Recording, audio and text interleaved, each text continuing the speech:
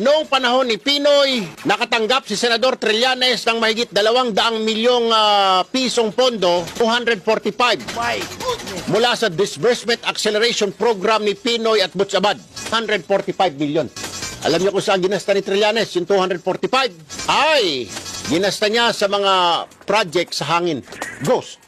Walang pinatunguhan yung 245. Ang tanong ng Presidential Anti-Corruption Commission, saan mo raw ginasta ito, Senador Trillanes? Pakipaliwanag. Yung sinasabi mo na ilan sa mga ito ay para sa pailaw, hindi po hanggang sa mga oras na ito ng mga auditors ng Commission on Audit.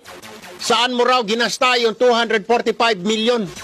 At mga kapolitika, inyong napanood itong revelasyon ni Erwin Tulfo dito kay Trillanes na kung saan ay sangkot ito sa missing project na 245 million nung time ni Pinoy dito sa PDAF or itong mga project na kung saan is napupunta sa mga peking NGO. So tumataginting lang naman na 245 million ang isiniwalat, okay, ibinunyag nitong si Erwin Tulfo dito kay former Senator Trillanes. So ito yung sinasabi natin mga kapolitika na walang kredibilidad.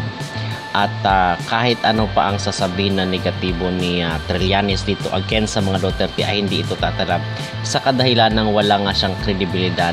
So hindi ka panipaniwala magsalita itong si Trillanes kasi in the first place hindi nga siya manalo bilang mayor ng Caloocan.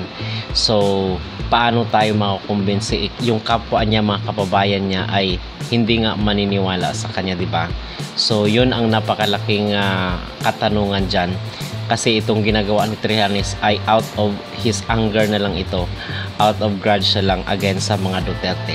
So tayo rin ay nanghinayang dito kay Erwin Tulfo kasi dati is nang i-expose siya ng mga politiko, ng mga corrupt na mga politicians. Pero nung nasa politika na rin itong si Erwin Tulfo ay bigla siyang natahimik.